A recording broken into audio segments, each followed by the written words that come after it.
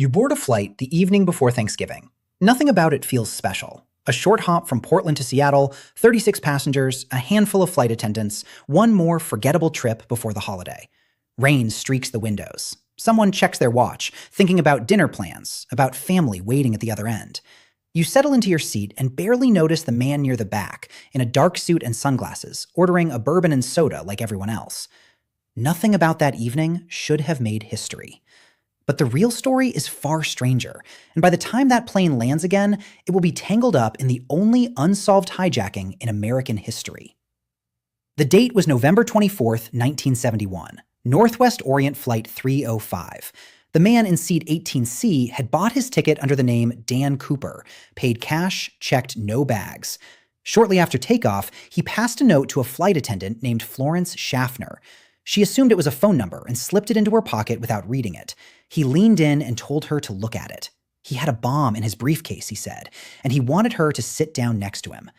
She read the note. Then she looked in the briefcase and saw wires, a battery, and red cylindrical sticks that looked exactly like dynamite. Whether it was real or not, nobody on that plane was willing to test it. And here is a detail almost nobody gets right, even now. The man never called himself D.B. Cooper. He bought his ticket as Dan Cooper. A wire service reporter mixed his name up with a completely unrelated Portland man the police had briefly questioned, a man named D.B. Cooper, who had absolutely nothing to do with any of it. The mistake printed, the name stuck, and 50 years later, an innocent man's initials are permanently attached to America's most famous unsolved crime. Some researchers even think the hijacker borrowed his alias from a Belgian comic book about a heroic fighter pilot named Dan Cooper, which would make this whole case, in part, a very expensive typo layered on top of a comic book reference. His demands were specific and calm: $200,000 in cash, in used $20 bills, nothing sequential. 4 parachutes, 2 primary and 2 reserve, so nobody watching from the ground could assume he planned to force a hostage to jump alongside him. And he wanted it all waiting in Seattle by the time they landed. Throughout the entire flight, witnesses described him as polite. He tipped the flight attendant for his drink. He seemed, by every account, almost bored, like a man running an errand, rather than committing the only unsolved hijacking in the country's history. The airline paid. The FBI scrambled agents to Seattle-Tacoma International Airport and photographed every single one of the 10,000 $20 bills before handing them over, recording every serial number, just in case. 4 parachutes arrived from a local skydiving school. The plane landed, the money and parachutes came aboard, and Cooper let all 36 passengers go free. Then he gave the crew a new set of instructions. Fly toward Mexico City, with a refueling stop in Reno. Keep the landing gear down. Keep the wing flaps lowered. Stay below 10,000 feet. And keep the cabin unpressurized, with the rear air stair, the built-in exit ramp unique to the Boeing 727, ready to lower in flight. The Boeing 727 was the only commercial airliner of its era built with a rear air stair that could lower mid-flight, a built-in escape ramp normally used for quick ground exits on short runways. Cooper appears to have known that detail before he ever boarded. Within a year, after several copycat hijackers tried the exact same trick, the FAA forced every 727 in America to be retrofitted with a mechanical latch, nicknamed the Cooper vane, a device that made it physically impossible to lower those stairs again while airborne. Decades later, every time you board a modern aircraft and walk past a sealed rear exit, you are looking at a design decision this one unsolved case forced into existence. Any pilot listening to that original list of demands would understand exactly what it meant. This man was planning to jump out of a moving airplane, in the dark, in the middle of a rainstorm. About 45 minutes after leaving Seattle, the crew felt a small change in cabin pressure, a subtle bump, then nothing. When the plane landed in Reno, Dan Cooper was gone. So was the money. So was one of the parachutes. He had lowered the aft stairs somewhere over the dense, mountainous forest of southwest Washington and stepped out into the storm, wearing a business suit, a tie, and ordinary loafers. He was never seen again. Not by a single confirmed witness, not once in over 50 years. All he left behind on that plane was his black clip-on tie, a tie clip shaped like a mother-of-pearl tie tack, and 2 of the 4 parachutes, still folded on his empty seat. The FBI case file codenamed Norjack and kept it open for 45 years, the longest and most expensive investigation in the Bureau's history at the time. Agents interviewed hundreds of suspects. They dragged rivers. They searched forests on foot for weeks, using military helicopters, ground crews, and search dogs across a stretch of wilderness so dense and mountainous that some areas had never been walked by a human being before. Every lead led nowhere. No footprints, no parachute canopy caught in the trees, no briefcase, no shoe, nothing. In July of 2016, the FBI officially suspended active investigation, saying agents had exhausted every credible lead they had. But 9 years earlier, in 1980, the case cracked open just enough to matter. An 8-year-old boy named Brian Ingram was digging in the sand along the Columbia River on a stretch of bank called Tina Bar, helping his family build a small campfire pit, when his fingers hit something buried just below the surface. 3 decaying packets of cash, the rubber bands long since rotted away, the bills soft and gray from years underground. The serial numbers matched. It was Cooper's ransom money, $5,800 of it, rotting in the dirt more than 80 miles from where investigators had assumed he landed. It remains the only piece of that ransom ever recovered. Not a single other bill has surfaced anywhere in over 50 years of circulation. Here is where the popular legend and the physical evidence start pulling in 2 very different directions. Pop culture turned Dan Cooper into a folk hero almost immediately. Bars named drinks after him.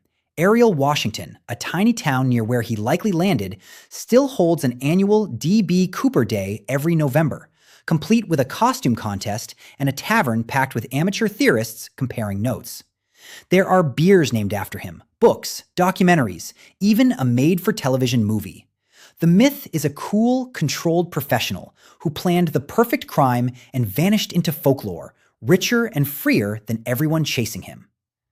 The physical evidence tells a much less flattering story. Cooper jumped at night into a storm over unfamiliar mountain forest, wearing dress shoes with no tread and a suit with no thermal protection whatsoever. And investigators later discovered something almost nobody expected. Of the 4 parachutes provided, 1 was not a working parachute at all. It was a dummy training rig, sewn shut at the factory, used only for classroom demonstrations at the skydiving school that supplied them. Cooper had grabbed 2 of the 4 chutes before jumping. Nobody knows for certain which 2. Add the freezing wind chill at altitude, the total darkness, and 0 verified skydiving training, and most people who study the case consider a successful landing extremely unlikely. Over the decades, investigators and amateur researchers have floated dozens of names.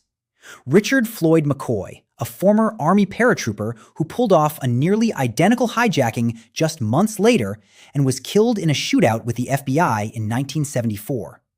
Kenneth Christensen, a former paratrooper and Northwest Orient employee whose family grew suspicious after his death.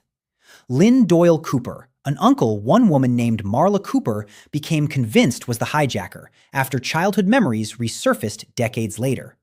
Not one of them has ever been confirmed.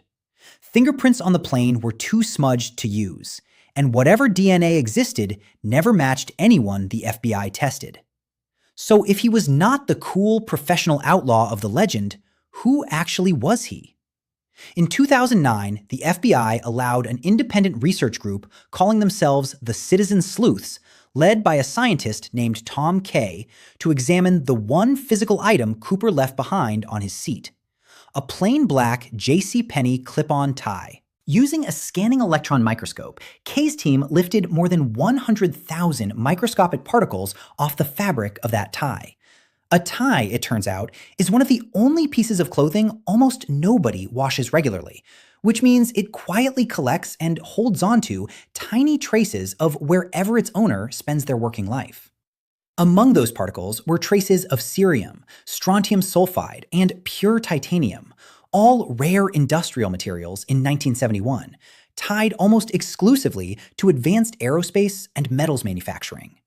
At the time, Boeing itself was deep into developing a supersonic transport program that used exactly this kind of material, And titanium in particular was expensive and scarce enough that almost nobody outside a handful of specialized industries would ever have encountered it directly. The particles suggested something the legend never accounted for. Cooper likely was not a career criminal or a trained paratrooper at all. He may have been an ordinary engineer or manager, someone who wore a tie to a manufacturing floor every day, who happened to know just enough about aviation to plan one enormous, reckless gamble. The forensic trail did not stop there. In 2022, a separate investigator named Eric Eulis identified 3 particles on that same tie as a rare titanium antimony alloy, patented by a Pennsylvania metals manufacturer back in 1957. He called it commercial DNA, evidence specific enough to potentially trace back to one company, maybe even one division inside it. None of it has ever produced a name the FBI was willing to confirm, but none of it has gone away either. This case is not simply old history sitting quietly in an archive. It is still moving, right now, this year. In January of 2026, the FBI released a massive new batch of declassified files on the case. Hundreds of pages of old interview summaries, tips, and suspect profiles the public had never seen, adding fresh texture about just how methodical and knowledgeable about aviation the hijacker really seemed to be.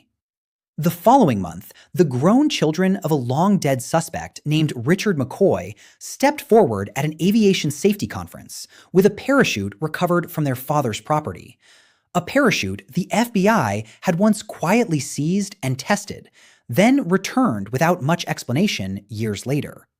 They believe investigators dismissed their father too quickly, based on eyewitness descriptions from a disguise he was deliberately wearing.